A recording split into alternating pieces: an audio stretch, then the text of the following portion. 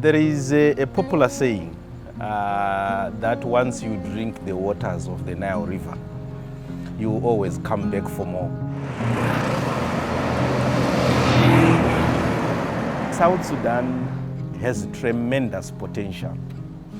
This is a country which is vast, with great agricultural soils, with abundant water resources underground. The Nile River meanders through the country. You have the climatic conditions, particularly in the equatorial region, which are similar to Uganda. This is a greenhouse, if you want. The fish stock that is in the Nile is so rich, and they actually estimate that it could provide sufficient protein to feed the whole of Europe. The wildlife in South Sudan is estimated to be much bigger and greater than the wildlife in East Africa. So the opportunities in South Sudan are tremendous. And if peace prevails, if communities are allowed to settle and to focus on productivity, this will probably be one of the best countries in Africa.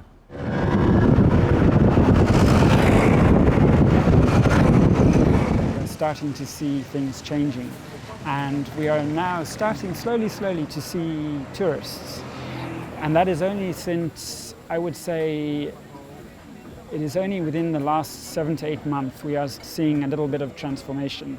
Initially we saw the normal adventure tourism, the very wealthy people, maybe something to tick off their bucket list that they visited South Sudan, the youngest, the newest country in the world. But now we are also seeing people, for example, who live in Kenya or in Uganda, who will come here, they will stay here for a weekend, just a staycation, a vacation, not too far from where they live. It's been fascinating, it's been interesting from our perspective as a business.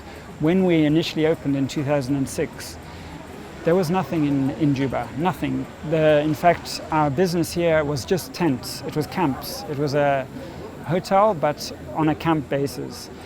Everything, we got our water from the River Nile, generators for our power, and gradually over the years, as Juba developed and as a business, we also developed. Based on the commitments from the various political parties, my assertion is the peace agreement this time might hold water. I think all the conflicting parties are willing to come together and work together for the country to develop. The situation is very okay. People are normal, businesses are going well, no any insecurity.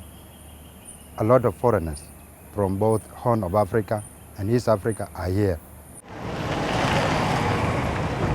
South Sudan has been in conflict for the last 5 years. This has been one of the difficult, challenging moments, but there is the resilience of this South Sudanese people, the country at large, the leadership. And we just signed a peace agreement a month back, which is at the level of implementation. It's a very positive document, and most people are optimistic about it. They've suffered for the last over 60 years, but then every other time that something comes up unexpectedly. But we're very clear this time that the commitment of the parties to the agreement is predictable, is visible, and is seen that something is working out of this now.